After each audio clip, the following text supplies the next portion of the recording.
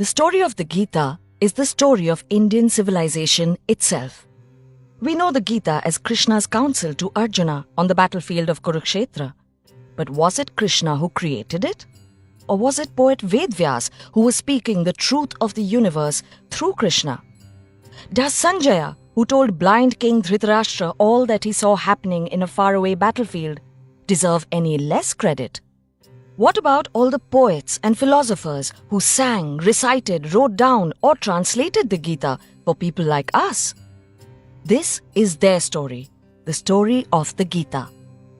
Right before the final confrontation between the Pandavas and the Kauravas, Krishna, who is the universe personified, rescues Arjuna from paralyzing doubt by giving him the essence of Vedic thought, the Bhagavad Gita.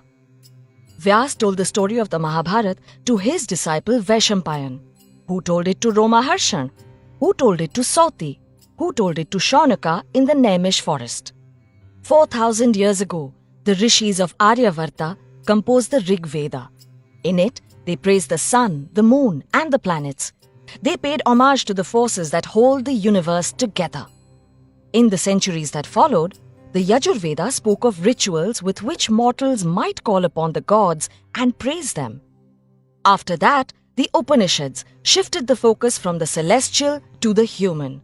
Brahman, that which unites all beings, the song that vibrates and flows through all that exists, is shown to be a universal mind. Over centuries, after much debate and disagreement between monks, the Vedanta came to the people at last. The Puranas and the Ramayana and the Mahabharata were written down in Brahmi script for the first time ever. When religions of the book arrived in the subcontinent for the first time, Vedic ideas began to be retold in regional languages and scripts. Through songs and stories, Vedic ideas reached the masses. The Gita had found a new home, the Indian mind. When the Europeans made their first attempts to understand Indian culture, the many customs and beliefs of the Hindus made little sense to them. So they decided that Hindus must have one book that is the source of all their beliefs. What the European scholars did not understand was that Vedic ideas could exist without being holy books. They did not understand the importance of songs, stories, and rituals that travel the land, spreading the essence of Vedic thought. Also, the Bhagavad Gita is not the only Gita. The Puranas speak of the Guru Gita, Ganesh Gita, Avadhuta Gita, Ram Gita, Uddhav Gita, Vyadha Gita, and the Anu Gita. Around the time when the Roman Empire was rising in the Mediterranean, the Mahabharata was being written down in India. In a few centuries, it went from being a short tale called Jaya to being a mighty epic of 100,000 verses.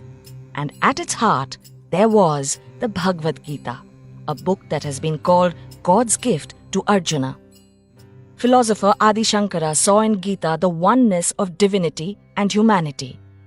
Ramanuj and Madhav found in the Gita the difference between the human and the divine.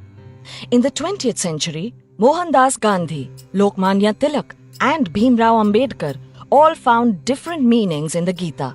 Across the seas, Huxley, Oppenheimer, and even Hitler found their hearts reflected in the Gita.